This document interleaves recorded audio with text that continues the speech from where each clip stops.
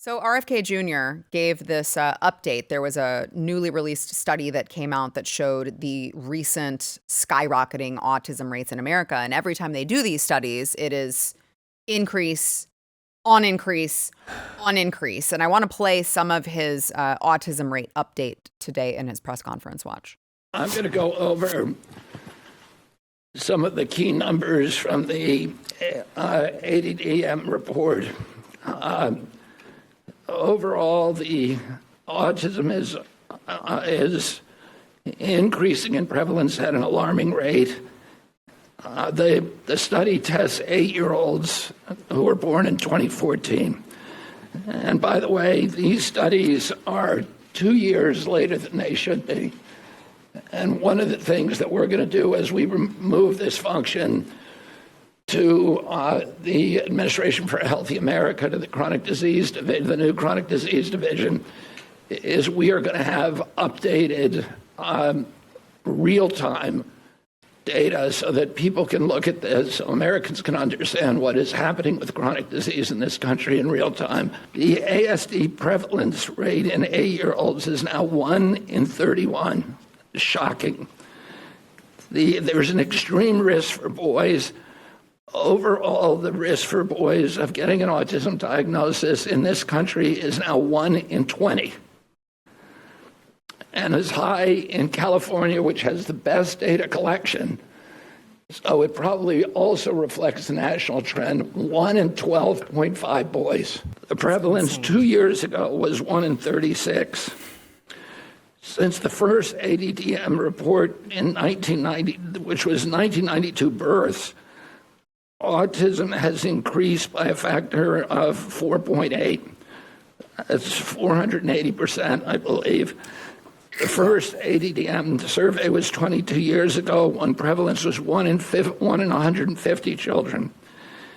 In all the core states, the trend is consistently upward, and most cases now are severe.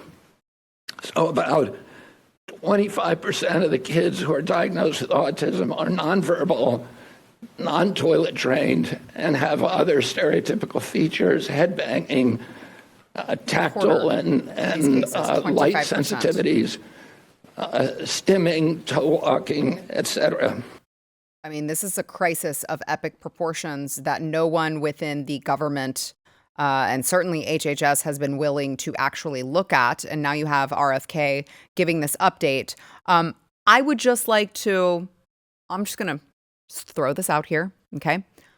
I'm not here to determine what the cause is, and I appreciate that they are looking at a lot of different things. He said that they're looking at environmental toxins. It could be something like mold, pesticides, food chemicals, medicines, potentially ultrasound scans. I mean, they are trying to look at everything. I would just like to point out, as he mentioned, it's 1 in 20 boys nationwide, but 1 in 12.5 in boys in California. And I would just like to point out that California is one of the, if not the strictest vaccination state in the country. They offer 0 exemptions for children going through schools who, for personal beliefs, for religion, and even their medical exemptions, which is the only one that they offer, are very, very, very strict. And all of the doctors in California are scared to give them a medical exemption because they feel like if they do, they're going to be investigated and have their licenses revoked. So I'm not saying I know the cause, but I just do think that it's an important point when you talk about this. Why is California so much higher? I don't know, but maybe we should look at whether or not there's a correlation there. Oh, wait, the science is settled. We don't know what the cause is, but we definitely know it's not that. Move on. I'm not so sure. Am I crazy? He would have thought I was crazy probably 5 years ago. Do you think I'm crazy now? No, not now. I don't want to give you more credit than I need to during this segment. But, no, you should give me a lot of credit. Go ahead. Come on. Keep going. I'll take it. I will say that I did not think this way before we did a couple of specials, one on COVID and another one on food. And I was just blown away by how the actual system works.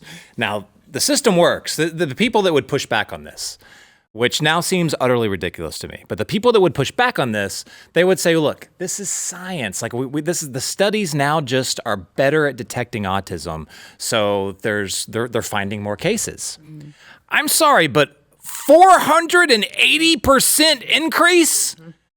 No. Exactly. That's his point. That is insane. Yeah. So either science has changed from like the Middle Ages all the way up until now in a span of a couple decades, or we need to have some changes. At least do a full stop on what is actually happening. Mm-hmm. That's how serious this sounds. If you look at other statistics, if you look at birth rates, if you look at life expectancy, and you just compare like the United States to other countries that we consider are less developed than we are, like we're so much mightier and more intelligent than some of these other countries, but they're living to 90 years old and going up, and we're going down to scary levels. Something's happening. And this is not a partisan thing, right? Like everyone should support this. Right. If you're not right now standing on a soapbox across the political spectrum and saying, oh my God, these numbers, we have got to take a step back, whether that's halting the new stuff we're approving, whether that's in the Food and Drug Administration or all the different foods, everything. If you're not saying just stop everything and let's figure out what's happening, that's just pure evil in my mind. Pure evil. Yeah. I will say this: a lot of Americans don't leave the country, but when you do leave the country and you eat food in other places, you realize our food is trash. Right? There's something in our food. It's actual poison. Right. Yeah. Right. For example, I have lactose issues. Right. But I can go to another country and take in most cheeses, most milks, and not have any sort of problem. Same thing with breads, things of that nature. Really? Here, my stomach is sensitive as all hell. I've been to Austria. I've bounced all over Europe into like 11, 12 countries throughout Europe, including Turkey. I eat their food, no problem. No problem whatsoever. If that's not the first time I've heard a mutual friend of ours, who I don't know if she wants her name shared, so I'll tell you off air, but they went to Europe. And she cannot have gluten here, or she can't have bread. She said, like, I ate my weight in bread. It had gluten, it had all, and I was completely fine. In fact, she lost weight when she was there, and they were just stuffing their faces the entire time in Italy, because all of their foods are just like down to the basic components of the grain are just completely different. Right. Completely different. And the EU is actually very strict when it comes to food production and chemicals and was it GMOs put into and artificial dyes. Artificial dyes. Yeah, they're very strict on that. So I know we've said this before, but for those that haven't heard it, this is what completely changed my mind on just the food stuff. Because normally I was like, I want to eat my Flamin' Hot Cheetos, bro. Sure. Like don't take those away.